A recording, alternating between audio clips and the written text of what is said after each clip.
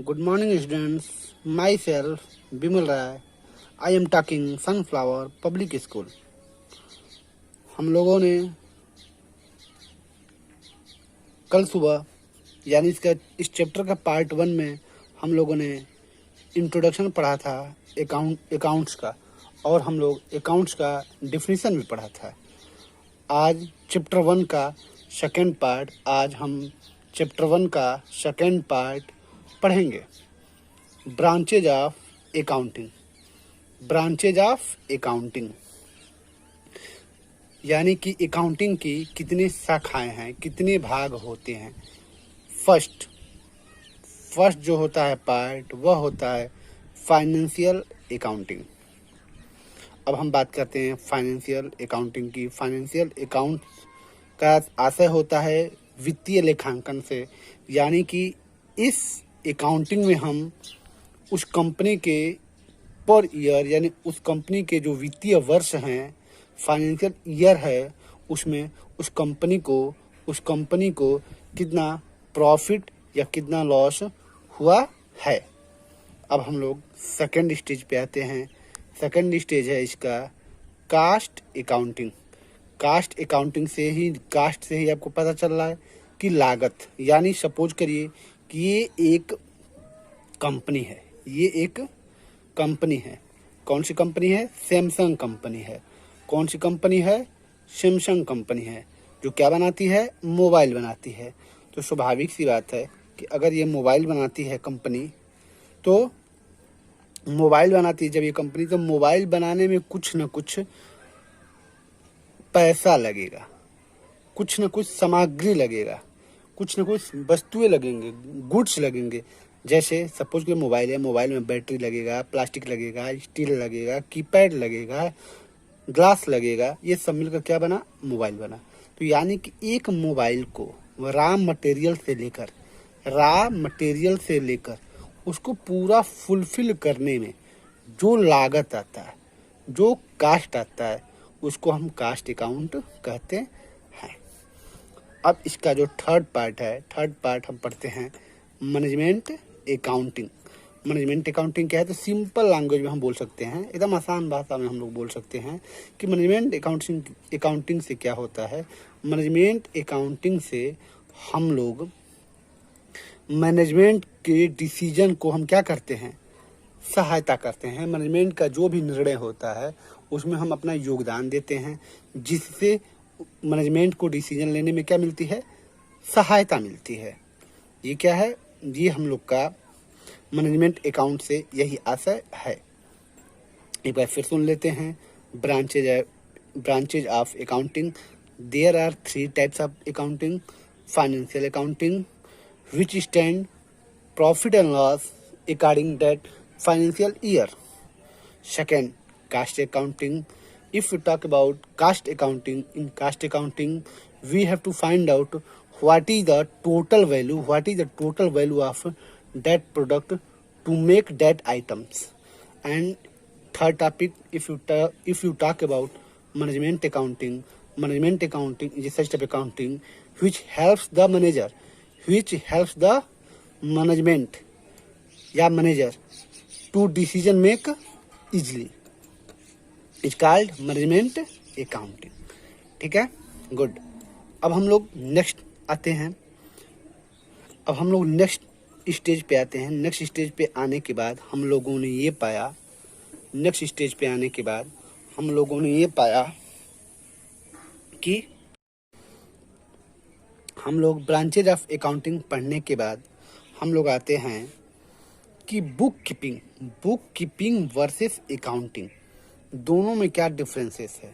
Book keeping versus accounting, दोनों में क्या डिफरेंसेस है। I think here is a letter IMRC। I identification, M money otherwise measurement, R recording, C classifying. यानी कि book keeping के अंतर्गत IMRC ही बस होता है। बुक कीपिंग के अंतर्गत केवल IMRC ही होता है। But whenever we will talk about accounting, in accounting IMRCSAC, all 7 letter includes. Okay, then after आते हैं कि बुक कीपिंग में क्या होता है। जैसे सिंपली बोल सकते हैं IMRC को कौन हैंडल करता है? एक क्लर्क करता है। एक कौन हैंडल करता है? क्लर्क करता है। और अकाउंटिंग को कौन हैंडल करता है? तो एक CA हैंडल करता है। देन आफ्टर आते हैं, फिर आपको साधारण तौर पे बता सकते हैं कि क्लर्क जो होते हैं, क्लर्क में कौन होता है? उसका जूनियर स्टाफ होता है। कौन होता है? उसका जूनियर स्टाफ होता है। बट CA में कौन होता है? उसका सीनियर स्टाफ होता है। क्या होता है? सीनियर स्टाफ होता है। फिर अगर हम बात करें बुक कीपिंग और अकाउंटिंग में क्या डिफरेंसेस हैं, तो बुक कीपिंग जो है प्राइमरी स्टेज होता है। प्राइमरी स्टेज क्या होता है? बुक कीपिंग होता है। अकाउंटिंग जो है वो क्या होता है? सेकेंडरी स्टेज होता है। इट मीन्स हम बोल सकते हैं कि जहाँ पे प्राइमरी स्टेज खत्म होता है, जहाँ पे प्राइमरी स्टेज खत्म होता है, वहाँ पे सेकेंडरी स्टेज यानी कि वहाँ पे अकाउंटिंग शुरू होता है। सिंपल यानी कि जहाँ पे बुक कीपिंग खत्म होगा वहाँ पे अकाउंटिंग शुरू होगा। अब आते हैं रूटीन जॉब का। बुक कीपिंग में जो भी जॉब करने वाले हैं उनका जो जॉब होता है वो क्या होता है? डेली बेसिस पे होता है, यानी कि पर डे होता है। बट अकाउंटिंग में जो जॉब करते हैं उनका जो वर्क होता है वह एनालिटिकल एंड डायनेमिक होता है। एनालिटिकल और डायनेमिक होता है। Last but not least, book keeping में no specialised skill. Book keeping में कोई स्पेशलाइज्ड स्किल न भी है तभी भी वो वर्क कर सकता है। बट अकाउंटिंग में स्पेशलाइज्ड स्किल की ज़रूरत पड़ती है। एक बार फिर हम इसको रिकॉल कराते हैं, एक बार फिर हम आपको समझाते हैं। बुक कीपिंग वर्सेस अकाउंटिंग में बुक कीपिंग केवल क्या स्टैंड करता है? IMRC स्टैंड करता है। अकाउंटिंग क्या स्टैंड कराता है? IMRCSAC करता है। बुक कीपिंग कौन देखता है? क्लर्क देखता है, जो कैसा होता है? जूनियर स्टाफ हो सकता है। IMRCSAC यानी अकाउंटिंग कौन देखता है? तो CA देखता है। CA में कौन काम करता है? तो उसका सीनियर स्टाफ काम करता है। बुक कीपिंग प्राइमरी स्टेज होता है, अकाउंटिंग सेकेंडरी स्टेज होता है, यानी कि जहाँ पे बुक कीपिंग का वर्क फिनिश होता है वहाँ से अकाउंटिंग का काम शुरू होता है। बुक कीपिंग का कार्य रूटीन होता है, यानी पर डे होता है, लेकिन अकाउंटिंग का काम जो है वह एनालिटिकल एंड डायनेमिक होता है, यानी कि वी कैन इजीली से कि ये पर डे डेली बेसिस पे नहीं होते हैं। Book keeping no specialised skill, अगर आपके पास कोई स्पेशल स्किल नहीं है तभी भी बुक कीपिंग का काम कर सकते हैं। बट अकाउंटिंग का काम करने के लिए आपके पास स्पेशलाइज्ड स्किल होना अत्यंत ज़रूरी है। अब आते हैं ऑब्जेक्टिव्स ऑफ अकाउंटिंग। क्या क्या ऑब्जेक्टिव हैं, क्या क्या इसके गुण हैं, क्या क्या इसके फायदे उद्देश्य हैं, इसके बारे में हम देखते हैं। First, to record financial transaction and event. पहला ये क्या करता है? तो सिंपल सी बात, ये रिकॉर्ड करता है। क्या रिकॉर्ड करता है? तो फाइनेंशियल ट्रांजैक्शन और इवेंट्स को, ठीक है, जो भी फाइनेंशियल ट्रांजैक्शन हुआ है उसको क्या करता है? रिकॉर्ड करता है। Second, to determine profit and loss. ये क्या बताता है? प्रॉफिट और लॉस बताता है, यानी कि ये फाइनेंशियल ईयर के अंतर्गत उस कंपनी को कितना प्रॉफिट और लॉस हुआ है वो अकाउंटिंग के द्वारा ही हम ज्ञात करते हैं। Third, to determine financial position. जी हाँ, ये बहुत इंपॉर्टेंट है। ये क्या करता है? जब हम सारे वस्तुओं का एक रिकॉर्ड बनाएंगे तो स्वाभाविक सी बात है कि हम डिटरमाइन कर पाएंगे कि उसका जो फाइनेंशियल पोजीशन जो है, उसके पास कितना पैसा है, उसके पास कितना एसेट्स है, उसके पास कितना लायबिलिटी है, हम ज्ञात कर सकते हैं। फोर जो है वह है असिस्टेंट टू मैनेजमेंट। ये भी एक वन ऑफ द इम्पॉर्टेंट है। क्या इम्पॉर्टेंट है? कि वह मैनेजमेंट को असिस्टेंट करता है, सहायता करता है, हेल्प पहुंचाता है। कौन? Objectives of accounting. अब फिफ्थ बात करते हैं, communicating accounting information to users. हमने ये पढ़ा भी था जो हम लोग का लास्ट था सी यानी कि कम्युनिकेटिंग, उसमें क्या था कि वो यूजर को कम्युनिकेट करता है। यूजर को कितने प्रकार के होते हैं उस समय बताए थे। यूजर्स जो हैं 2 प्रकार के होते हैं, एक इंटरनल यूजर होता है और एक एक्सटर्नल यूजर होता है। तो यानी फिफ्थ में क्या है, communicating accounting information to users. यह यूजर को कम्युनिकेटिंग अकाउंटिंग का इन्फॉर्मेशन देता है। जैसे सपोज करिए प्रॉफिट लॉस जो भी हुआ वह यूजर्स को यह ज्ञात कराता है। ठीक है, एक बार फिर हम लोग देख लेते हैं objectives of accounting. Objectives of accounting में क्या क्या है, उसका फर्स्ट मोटो है to record financial transaction and events. Second motto है प्रॉफिट लॉस को निर्धारित करना, ज्ञात करना। थर्ड मोटो है to determine financial position. Fourth motto है असिस्टेंट टू मैनेजमेंट, मैनेजमेंट को सहायता प्रदान करना। फिफ्थ मोटो है communicating accounting information to users. User को क्या करना, कम्युनिकेटिंग अकाउंटिंग का इन्फॉर्मेशन देना। अब आते हैं advantage of accounting. Advantage of accounting, accounting से हमको क्या लाभ है इसके बारे में हम लोग आज देखते हैं। फर्स्ट क्या क्या लाभ हैं उसको देखते हैं। फर्स्ट है फाइनेंशियल इंफॉर्मेशन अबाउट बिजनेस। जी हाँ, ये तो है ही। इससे क्या होता है कि फाइनेंशियल इंफॉर्मेशन, जो वित्तीय जो भी इंफॉर्मेशन होते हैं, पैसे से जो भी इंफॉर्मेशन होता है बिजनेस के बारे में, वो हमें बताता है। यानी कि वो हमें सिंपली बताता है कि हमें प्रॉफिट हुआ, हमें लॉस हुआ, हमें प्रॉफिट हुआ कि नहीं हुआ, क्या नहीं हुआ, ये सब हमको ये इन्फॉर्मेशन देता है accounting. Second assistant to management, वही बात, या मैनेजमेंट को कोई भी डिसीजन लेने के लिए या मैनेजमेंट को यह क्या करता है, सहायता प्रदान करता है। Third replaces memory. ये देखिए, ये वन ऑफ द इम्पॉर्टेंट है। वह जो स्मृतियाँ हैं, जो यह जो यादें हैं उसको रिप्लेस करता है, उसको हटा देता है। कैसी यादें, जैसे सपोज करिए आपने कोई सामान किसी को दिया है, हो सकता है कुछ दिन बाद आप भूल जाएं, ठीक, तो उसको ये क्या करता है, याद दिलाता है। उसको हटाकर वो एक क्यों उसको इसको रिप्लेस किया जाता है, क्योंकि हमने पहले ही एक बुक बनाया है रिकॉर्डिंग के लिए जिसका नाम क्या है, जनरल है। जिसका नाम क्या है, जनरल है। अब फोर्थ टॉपिक पे आते हैं, फैसिलेट्स कंपैरेटिव स्टडी। ये क्या करता है, कंपैरेटिव स्टडी यानी कि तुलना भी कराता है।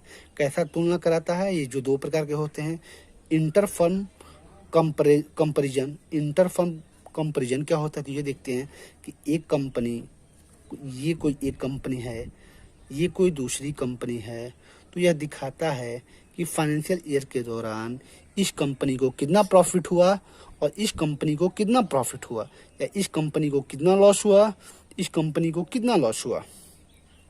सेकेंड जो है वो इंट्रा फर्म कंपैरिजन है। इंट्रा फर्म कंपैरिजन क्या होता है ये भी देख लेते हैं। इंट्रा फर्म कंपैरिजन जो है वह बताता है कि उस कंपनी का, यानी कि सिंपल लैंग्वेज में ये बोल सकते हैं कि कंपनी एक है, इस कंपनी को पिछले साल और इस साल में कितना प्रॉफिट हुआ है। फिफ्थ टॉपिक पे आते हैं। फिफ्थ क्या बोलता है, फैसिलिटेटेड लोन्स। स्वाभाविक सी बात है, जब कंपनी अपना प्रत्येक ईयर, एवरी फाइनेंशियल ईयर का ट्रांजैक्शन या फिर प्रॉफिट एंड लॉस दिखाएगी, तो बैंक जो हैं उसको लोन भी इजीली प्रोवाइड करा देंगे। क्यों, क्योंकि बैंक को पता है कि इस कंपनी को पर ईयर क्या हो रहा है, प्रॉफिट ही हो रहा है। 6 आते हैं, एविडेंस इन कोर्ट। जी हाँ, यह एक कोर्ट में प्रॉफिट एंड लॉस हुआ या जो भी हमने रिकॉर्ड किया, ट्रांजैक्शन रिकॉर्ड किया, उसको हम कोर्ट में एविडेंस के तौर पे भी दिखा सकते हैं। कोर्ट में एविडेंस के तौर पे भी दिखा सकते हैं। अब हम लोग आते हैं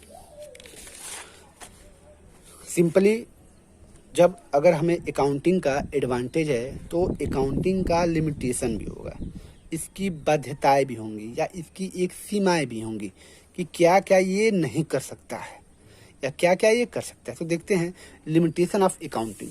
accounting is not fully exact, यानी सिंपल सी बात है कि अकाउंटिंग जो है वह पूर्णतः फुली नहीं होता, पूर्णतः परफेक्ट नहीं होता है। जैसे सपोज ये करना है कि हमने अनुमान लगाया, हमने ये बोला हमने ये बोला कि इस साल हम इतना प्रोडक्ट यूज करेंगे या इतना प्रोडक्ट को हम बनाएंगे। बनाते समय पता चला कि कोई वस्तु है जिसका कास्ट अचानक बढ़ गया, कोई भी रॉ मटेरियल है जिसका कास्ट अचानक बढ़ गया, तो क्या हुआ, उस वस्तु का दाम क्या हो जाएगा, अपने आप बढ़ जाएगा। इसीलिए क्या होता है, एस्टिमेट होता है, इसलिए इसको हम शामिल नहीं करते हैं, इंक्लूड नहीं करते हैं अकाउंटिंग के बुक में। It ignores price level changes. ये देखिए सेकंड, ये भी बहुत इंपॉर्टेंट है, ये इग्नोर करता है, ये हटाता है प्राइस लेवल चेंजेस। सपोज करिए हमने एक बिल्डिंग बनाया जो कितने का था, सपोज करो कि ये जो है 10 लाख का था, और आफ्टर 2 ईयर या कुछ समय बाद इस बिल्डिंग का दाम जो है वो 12 लाख हो गया। ठीक है, तो जो 2 लाख बढ़ा उसको वो मानता है क्या, बेकार, उसको इग्नोर कर देता है, क्योंकि उसको मतलब है बस 10 लाख से, 12 लाख से उसको मतलब नहीं है। तो वही बोल रहा है, it ignores price level changes, price level जो चेंज हो रहे हैं उसको इग्नोर करता है। थर्ड टॉपिक है, इट इग्नोर्स क्वालिटेटिव एस्पेक्ट्स, यह क्वालिटेटिव एस्पेक्ट को भी क्या करता है, इग्नोर करता है। जैसे सपोज करिए कुछ ऐसे वहाँ पे स्टाफ्स हैं जो पूरे मन से काम करते ही नहीं हैं, जो काम कहा जाता है वो उसे करते ही नहीं हैं। इसकी वजह से क्या होता है, वस्तु का प्रोडक्शन में कुछ कमी आती है, जिससे कंपनी को घाटा हो या फायदा हो। ठीक है, तो वो क्या करता है, इसको वो इग्नोर कर देता है, और इसे मानता ही नहीं है। कौन, लिमिटेशन ऑफ अकाउंटिंग। हालांकि एग्जाम में क्वेश्चन पूछे जाते हैं कि what is the limitation of accounting की क्या क्या लिमिटेशन हैं। अब हम लोग फोर्थ आते हैं, विंडो ड्रेसिंग। ये देखिए, ये वन ऑफ द इम्पोर्टेंट ये भी है। विंडो ड्रेसिंग में क्या होता है, अकाउंटिंग को मैनिपुलेट किया जाता है, मैनिपुलेट यानी मन मुताबिक कराया जाता है। जैसे क्या, सपोज करिए कि मेरा कंपनी है, मेरे कंपनी में फ़ायदा हुआ 5 लाख का, और हमने क्या कराया, बैंक में जब लोन लेने के लिए गया तो हमने ये बोला, हमने ये शो किया है, हमने ये पूरा अफवाह फैला दिया है कि मेरे कंपनी को इस साल फ़ायदा हुआ है 10 लाख का। यानी कि वी कैन इजली सिंपली से कि शोइंग द मोर प्रॉफिट, क्या करना, ज़्यादा लाभ दिखाना। ये क्या है, ये एक विंडो ड्रेसिंग है, यानी कि किसी चीज़ को बढ़ा चढ़ा कर दिखाना, ये विंडो ड्रेसिंग है। ये आज का हम लोग का ये टॉपिक यहीं पे समाप्त होता है। आई होप आप इसे बहुत अच्छे से सुने होंगे और आप बहुत अच्छे से एंजॉय भी किए होंगे, और मैं ये उम्मीद करता हूँ कि आप इसको अपने नोट बुक पे इसको आप लिखेंगे और इसे लर्न करेंगे। क्योंकि यही बेसिक चीज़ें हैं कि अगर हम इस बेसिक चीज़ को न समझ पाए, हमें ये बेसिक चीज़ नहीं समझ में आया, तो आगे चलकर हमको सॉल्व करने में, हमको आगे के क्वेश्चंस में लगाने में हमको प्रॉब्लम्स होगी। जैसे कोई क्वेश्चन ये क्रिएट कर सकता है कि रिकॉर्डिंग में क्या होता है, रिकॉर्डिंग किस चीज़ का करते हैं, तो आपको ये बात आनी चाहिए कि रिकॉर्डिंग में हम जनरल का यूज करते हैं, क्लासीफाइंग में हम किस चीज़ का यूज करते हैं, तो हमको पता होना चाहिए कि क्लासीफाइंग में हम लेजर का यूज करते हैं। ये पता कैसे चलेगा, ये बस बेसिक चीज़ों को जानने से, इन सब चीज़ों से क्वेश्चंस जो हैं पुट अप होते रहेंगे, और वो हमें करना ही करना है। आई होप आप इसे बहुत अच्छे से समझे होंगे। Thank you.